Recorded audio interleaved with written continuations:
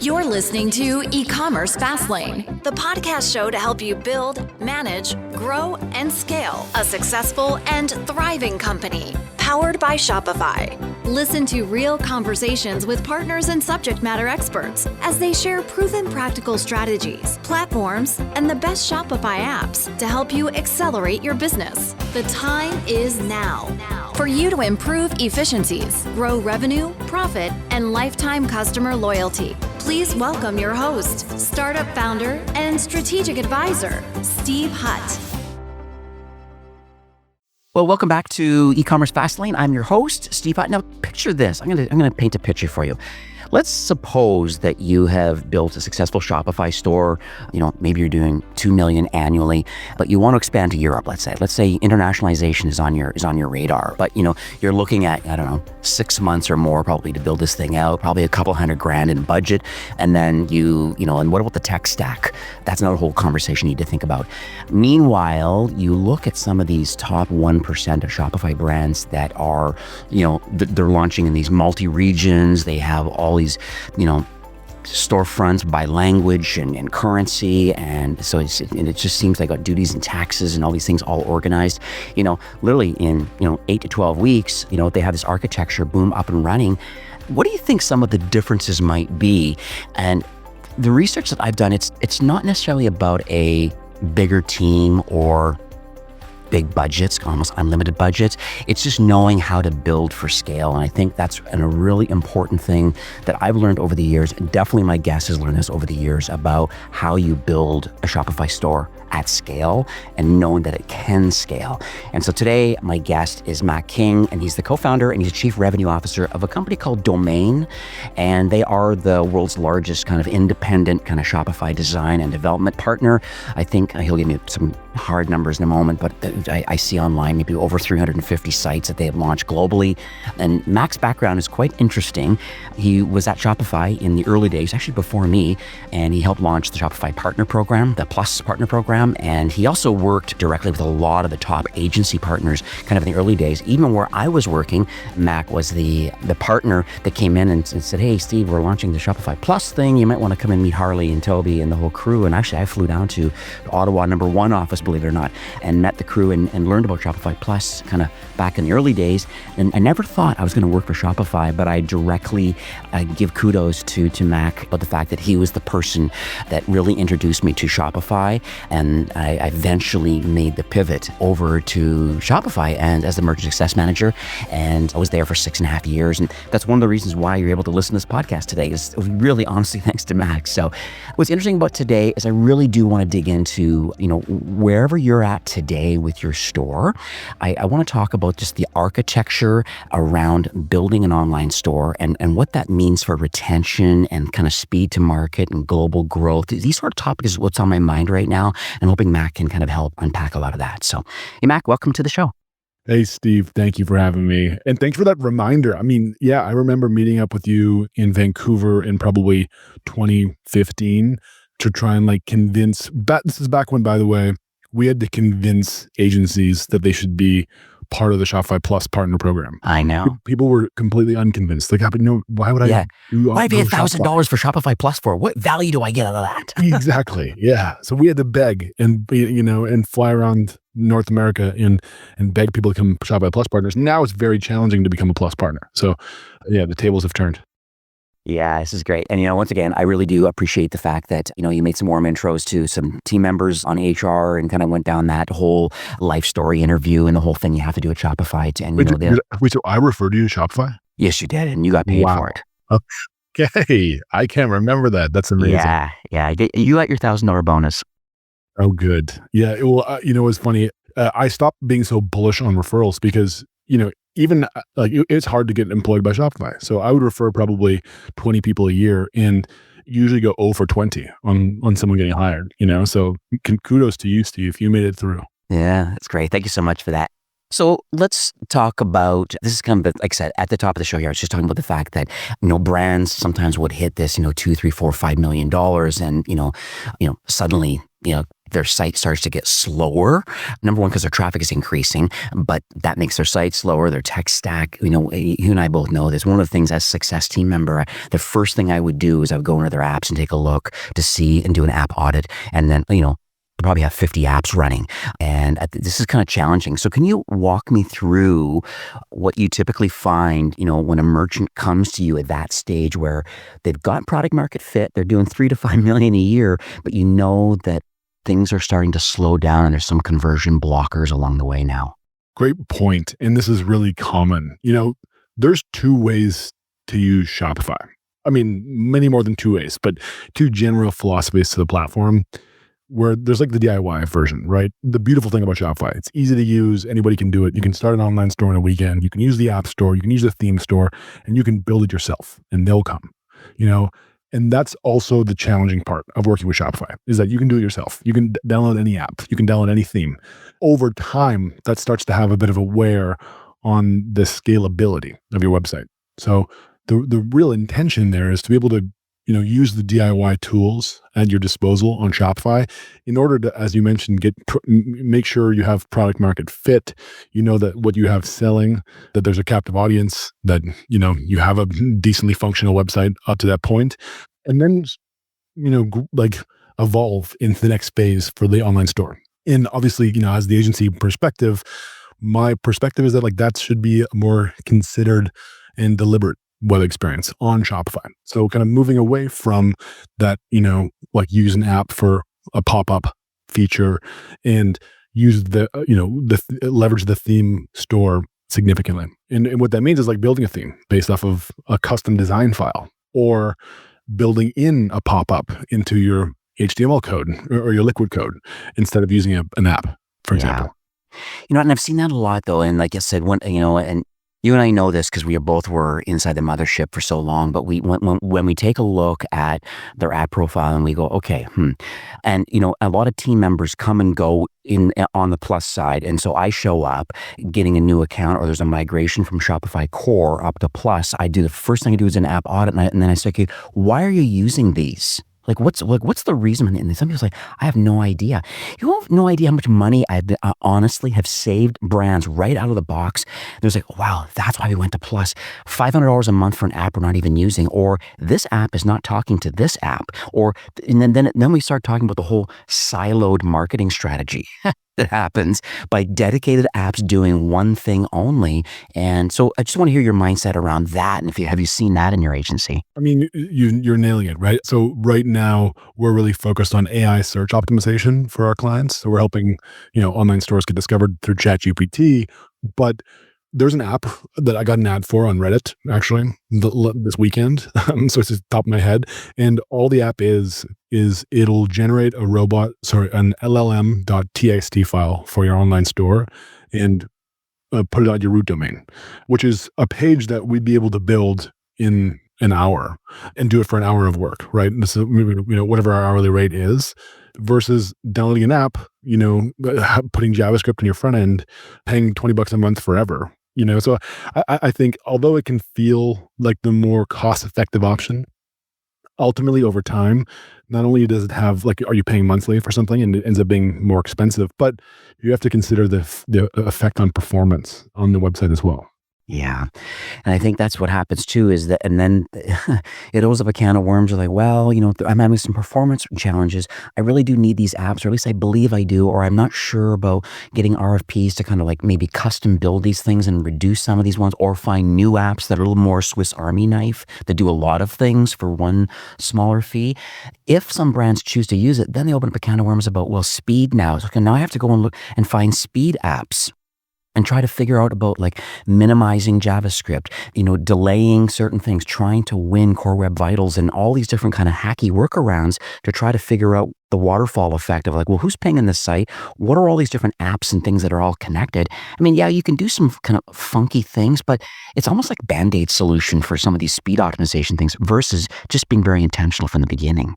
Exactly. And, and I get why it's difficult, right? A lot of these merchants or business owners are trying to figure this out on their own and going through their own, the app review process and going to the theme store and checking it out. But the simple fact is there's a huge network of partners, not just us. I mean, like freelancers and Shopify experts and, people all over the world who have solved this problem tens or hundreds of times before. So, my recommendation is like stand on the shoulders of a giant, go to someone who's seen it before, go to the Shopify expert directory or Upwork, find someone who's capable of helping, walk you through this process with them. And the scale of company, I find someone, maybe that's a freelancer, or you find an agency, and the scale of the company size should be in accordance with how big your ambitions or your current revenue are, right? Like if you're trying to make $100 million brand, then go find a sophisticated agency who's going to be able to make all the right choices for you. If you're building a $5 million, lifestyle business and want to dial it up for profit and maintain that rate over the next 10 years, and find a more mid-range agency that's going to be able to help you do that. Or, if you're trying something new, and talk to a freelancer, talk to a soloist, and see if they can help you out. Yeah, it's amazing.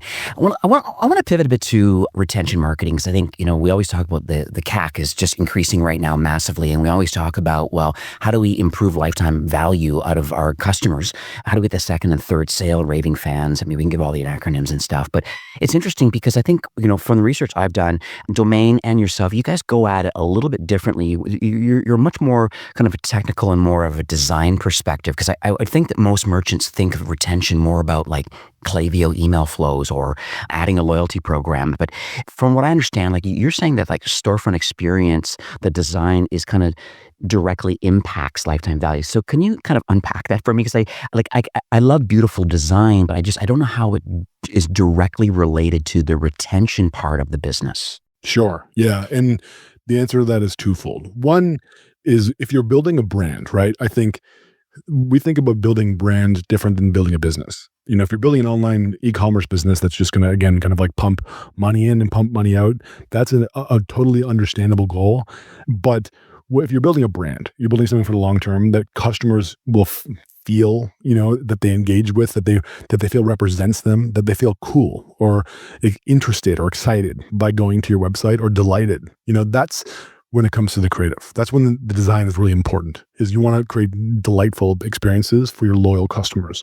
And that should just be considered through any web design, but particularly as it relates back to Klaviyo and what that email marketing SMS workflow looks like. We have a philosophy that personalization should should be thought of throughout the entire lifecycle process. Meaning someone clicks an ad, for a red dress, a customer, cool, they click the red dress ad. Well, they don't end up buying. Then maybe they're in your CRM, you email them the red dress. And again, they click the red dress and then they land on your website and they see a blue dress. Well, it wasn't the same thing that they've seen, and your website is not talking to your other ad channels or your email marketing. So what we do is leverage Klaviyo API, which is pretty unique. I think it was only launched, 8 months ago by Klaviyo to create personalized experiences for the full customer lifecycle. So there's no kind of disjointed experiences between email, SMS, and your online store. And that's where I think like we talk about procuring tools and kind of like buying an app, from the app store, but you should also consider how all of these tools and how all of your apps and your ecosystem of technology is working with each other. How does your Klaviyo email marketing work with your online store at Shopify and your front end of your website, right? Those two things shouldn't be thought of separately. They should be one personalized, full customer lifecycle experience. Yeah. So when you talk about personalization, people do talk about that. There's, like I said, there's a lot of apps and different things, and AI gets in here. But I think a lot of merchants are kind of overwhelmed about, because this, how do we implement it? I mean, how do we measure the ROI of these kind of different tools that are available or things that are baked into the theme? So can you talk a little bit about that? Like if a brand has like limited kind of dev resources, let's say, and they want to start moving in that direction of personalization, however that looks, on page, off page, I don't know. There's all different ways of looking at it. I'm just curious from your perspective, like, do they rebuild their entire store, or is this like, a crawl, walk, run kind of phase? Yeah, I recommend a crawl, walk, run, particularly if they're not, in-housing development or spending money on a development agency. Go to the App Store, right? Again, this is the two different philosophical paths of using Shopify. Either you're running your own experiments, or you're leaning on service support to be able to run experiments for you. personalized experiences, like there's a number of apps right now that are actually, and you mentioned AI, that are built foundationally on LLM technology. We just launched our AI commerce suite, kind of like a suite of products built, with Shopify's AI tooling in mind and third-party app tooling in mind. And the three apps that we've so far highlighted that are built foundationally using LLMs are Zowie, XGen AI, and Tolstoy. So, those are three, examples for anyone listening can go and do research, check out those companies that you can download and use their kind of like DIY version, implement it for your store, test it out. A lot of the apps will actually tell you how effective it was for sales. How much did they influence when it comes to actual bottom line sales for your brand. Actually, most of personalized apps will tell you what they've influenced from a sales perspective. So you'll be able to run the ROI analysis pretty easily. Of course, like you need to have some decent site traffic to be able to get an accurate gauge on that. But yeah, I'd recommend checking out those three. Okay, so that's XGen AI, Zowie, so Zowie. Yeah, what Tolstoy does, a little bit different than personalization. They'll actually create video or image content. So if you sell red dresses and you want, a lifestyle video for your homepage of a woman in a red dress with 4 friends playing chess in a park, that you enter that as a prompt, they'll generate that lifestyle imagery or video content for your website. I see. So let's talk about Q4. We're in the middle of it right now. Obviously, this is like, the Super Bowl for peak season for these D2C brands that we all work with. And so like from your vantage point, like, some of the top performers, obviously domain, I mean, your organization has a couple different layers in here. There's domain, which is like the top 1% for the Shopify kind of, the big enterprise brands. You have Domain Studios is available, which is more in the mid-market, the low 6 figures, let's say, are 5 million annually, upwards to 40 to 50 million. So you have a couple of areas where you play nicely in, but my question is more around Q4. Like, is there anything specifically that you see some of the most successful Shopify brands are doing maybe a little bit differently this holiday season? Is it an AI play? I'm just curious if you can kind of share anything that's kind of been on your radar. Yeah, I mean, I'll begin with using personalized experiences more and more. How do you delight and excite your customers? That's something that we kind of keep coming back to, particularly throughout the course of this year, right? Which amongst our clients, we saw that this year was a little bit softer, right? For most people when it comes to sales, especially throughout the summer months. The economic impact of tariffs, had an effect on consumer spending. It did have that. So if you're listening to this and thinking like, hey, why was my summer lower? We see it across our clients too. So it's not just you, but that's why but it's back on. Over the last 30 days, things seem to have taken a turn for the better. So it's time to invest now after what was probably a pretty low summer period. And I think coming up with like authentic experiences, don't just like send a discount out for Black Friday. That's just, 20% discount off my entire website. Act now, act quick. Like less transactional, build more meaningful touch points with your customers that starts with creative that's meaningful to them. Like I said, we talked about like building a brand instead of a business. Well, people want to buy from companies that they think that inspire them in some type of way that touch their emotional core. So that's an advantage that you might have over your competitors who are just trying to make a quick buck. Build something that's beautiful, brand forward, well-designed, thoughtful, and bring people over that way. I found too that someone mentioned that, instead of doing blanket kind of discounts and stuff like that, number one, you train your customers to wait for sales, which is terrible in itself. But I guess you have to kind of play in the market where you serve. But I also feel that bundling has been quite successful for a lot of businesses where, they're willing to offer a certain amount of discounts when the AOV increases. And so they're doing proper math about the true net profit that's generated based on the incremental discounts of bundling together. Have you heard much about that at all?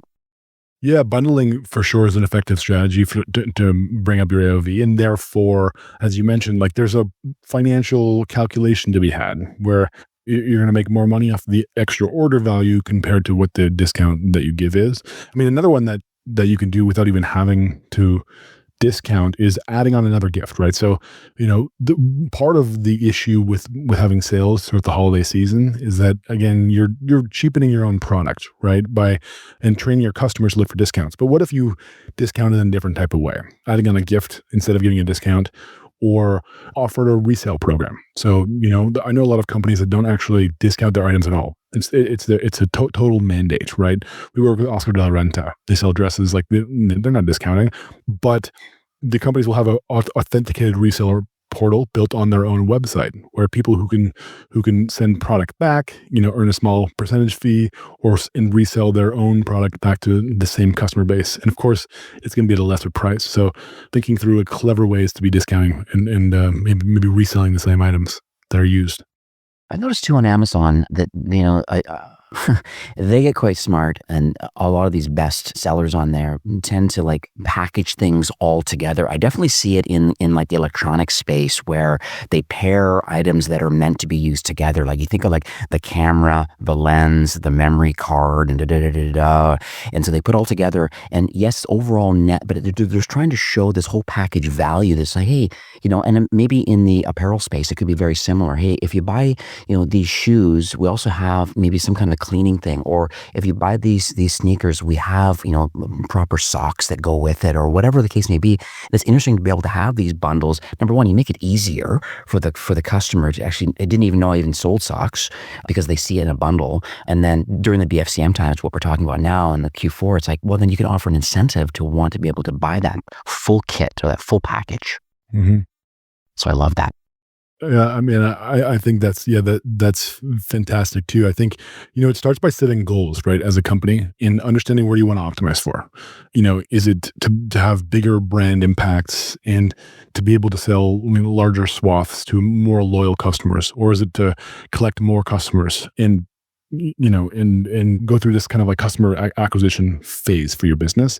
Also, think of all the different channels that people can find you on, right?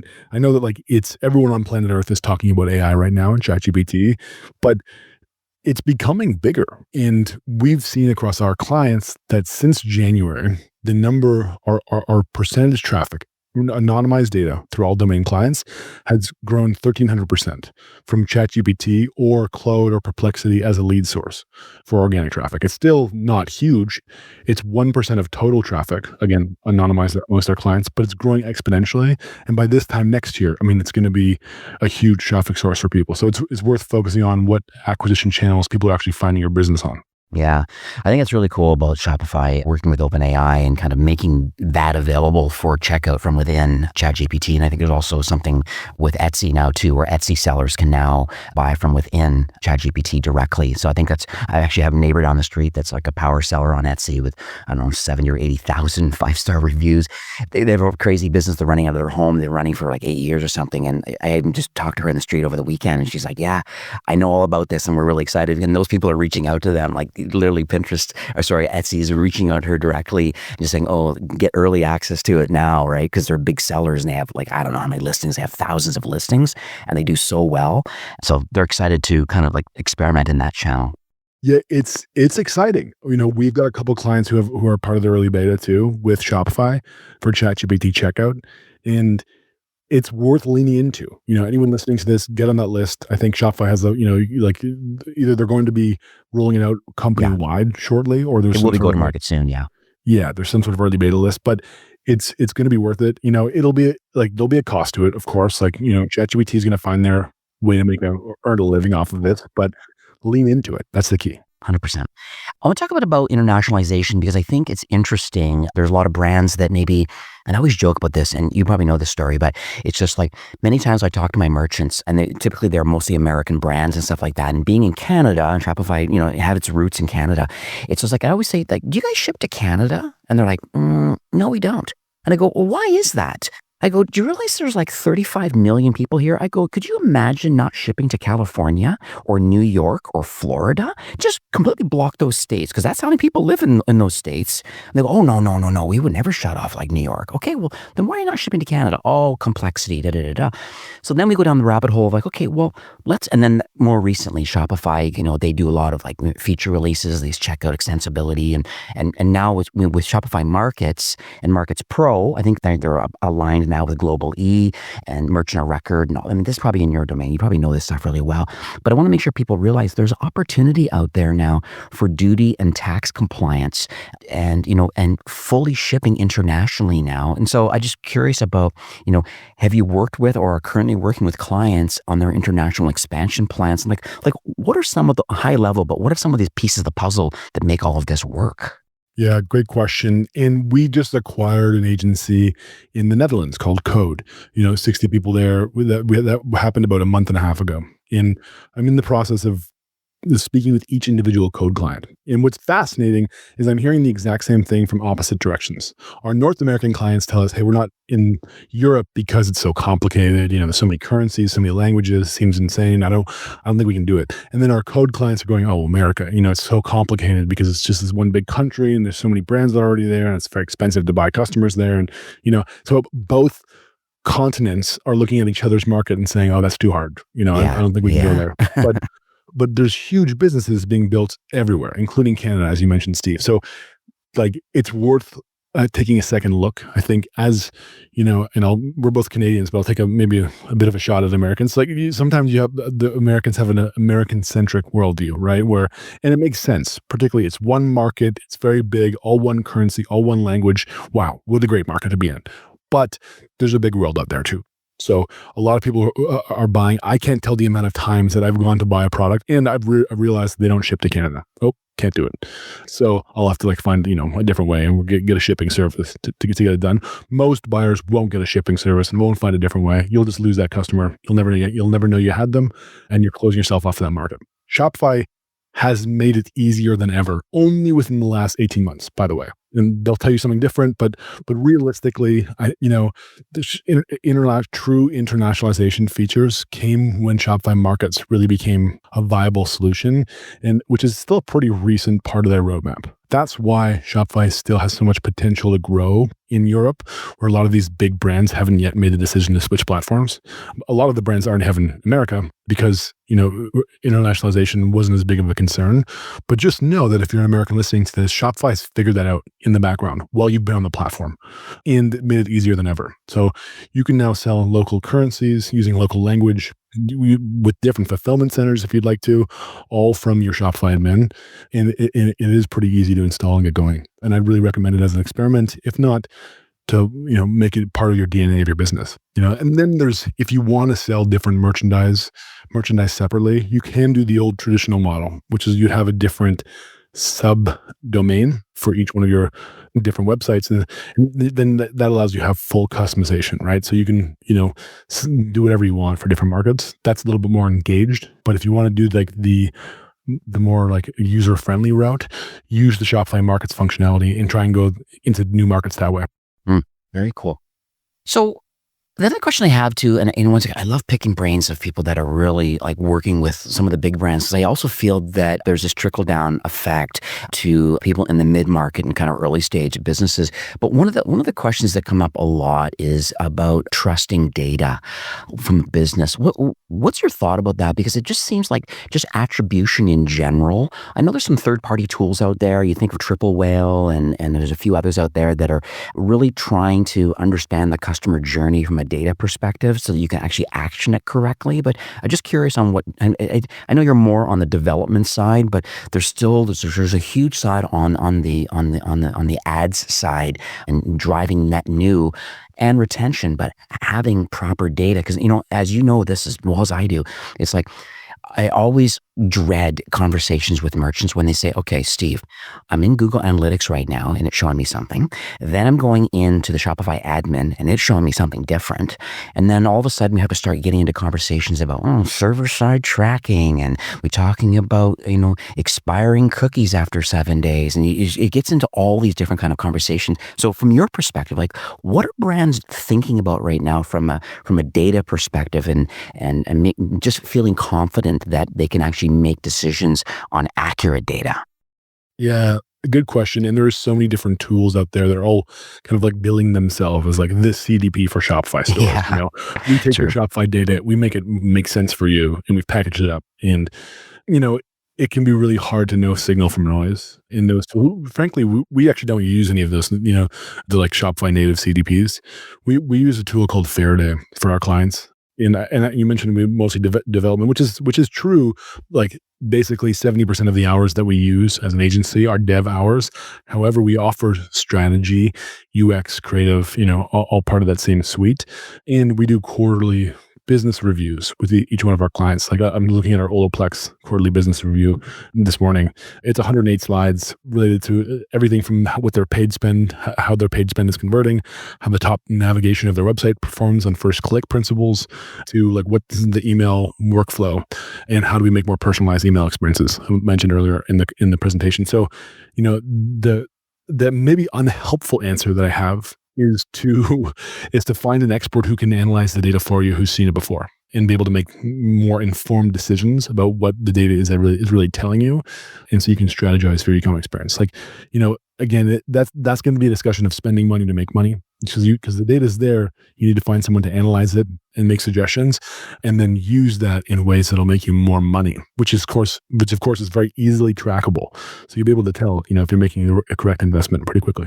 I've heard about the Faraday solution because I think they have this thing called the identity graph. They kind of like understand, and I think there's almost a hash that associates to every single like website visitor, or like anonymous or known, and then knowing that whole customer journey throughout the web, and then accessing that knowledge graph is then able to, cross-reference that. Once again, they could be an unknown site visitor, but then all of a sudden you start finding data points around, well, like where do they live, and then like what are their ages, and what's their household income and demographics and lifestyle. Do they own a property? Like, there's all these weird things that you can kind of figure out with Faraday, and then knowing that you have access to that data, known or unknown customer, but you still know whatever their hash is that associates to that particular like visitor, then you're able to action them through personalization and other things. It's pretty interesting. Yeah, exactly. That's the unique selling point of Faraday, is that they give you access to like greater industry information and or like cross-referencing customer data. So it's not just your data. You're kind of layering in your data into the data layer that already exists within Faraday,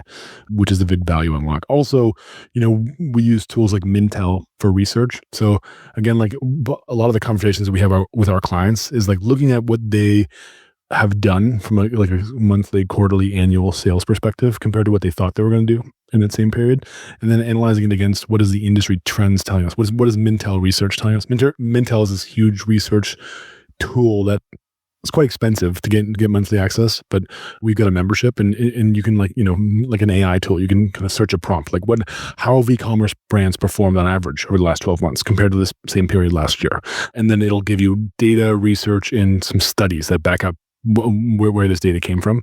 So pretty hyper targeted information related to e-com. And I think between the connection of like a good CDP, a good data layer, someone who's like a data scientist or has experience in this, like you can make really, really informed decisions. And we're talking now at the upper end of the spectrum when it comes to e-commerce, right? This is pretty sophisticated stuff. This is for brands.